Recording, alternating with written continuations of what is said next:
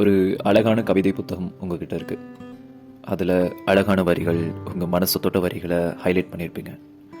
பிடிச்ச பக்கங்களுக்கு மட்டும் மடிப்புகள் புக் மார்க்கர்னு இருக்கும். அந்த வரிகள் மனசுக்குள்ளே எப்பவுமே ஓடிட்டு இருக்கும். இன்ஃபேக்ட் அந்த வரிகள் நம்ம வாழ்க்கையை வாசிக்கிற வரிகளாக கூட இருக்கலாம்ல. இப்போது நாம் தான் அந்த புத்தகம்னு வைங்க. நம்ம லைஃப்பில் கடந்து போகிறவங்க, அதாங்க நம்மளை வாசிக்கிறவங்க எத்தனை பேர் இருப்பாங்க.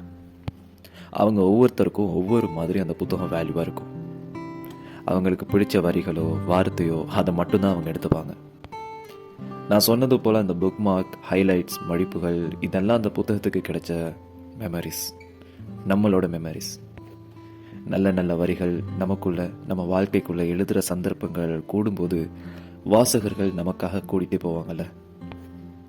சும்மா 2 மட்டைகள் கிடையில வெறும் காகிதங்கள், அதில் அங்கங்கே எழுதின சாதாரண வரிகள், வசனங்கள்னு ரொம்ப போரில்.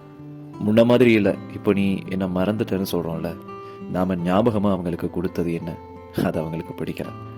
அதுக்காக மொத்தமாக வெறுக்கிற அளவுக்கு நாம் அவ்வளோ மோசமான ரைட்டர்ஸாக என்ன? அவங்க நம்ம புத்தகத்தில் இந்த பக்கத்தில் இந்த வரியை மட்டும்தான் விரும்பலை, அவ்வளோதாங்க. அடுத்தடுத்த வரிகள் அவங்களுக்கு தேவைப்படலாம்ல, அவங்களுக்கு ஞாபகத்தை கொடுக்கலாம்ல, அவங்க இந்த புத்தகத்தையே வாழ்க்கையாக்கலாம்ல. அவங்களுக்காக நல்ல வரிகளை எழுதி வச்சு காத்திருக்கிறது தப்பு இல்லைங்க.